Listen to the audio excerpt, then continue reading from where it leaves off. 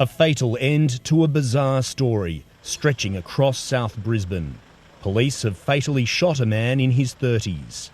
He's believed to be the same man who at 2 o'clock this afternoon was crawling through the roof cavity of a business in nearby Fish Lane. This male had fallen through the roof and was attempting to assault people at that business. He fled before police arrived. An hour later, police were called to here on Edmundston Street on reports of an intoxicated man who matched the description. He was acting irrational and that he was attempting to pull his pants down. Police in this van pulled up beside him. He attempted to get in the back, and when the officers inside confronted him, they say he rushed at them. He was armed with a 30-centimetre metal rod with a handle. The officers attempted to subdue him using a taser. It was ineffective, so a male constable and female senior constable both shot him.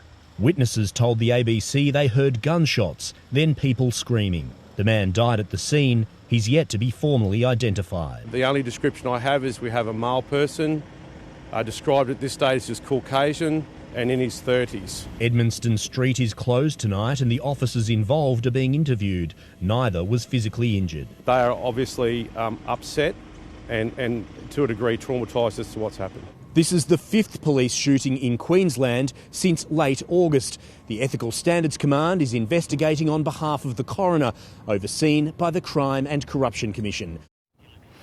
Let's go live now to reporter George Roberts, who's still at the scene. Now, George, what happens now?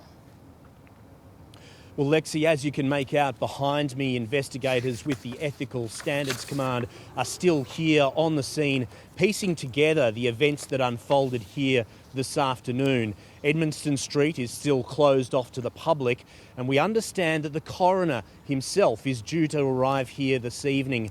According to Detective Superintendent Andrew Massingham, it will be up to the coroner to determine if the lethal force used this afternoon was justified, given the events that had unfolded and the threat that was posed to the officers involved.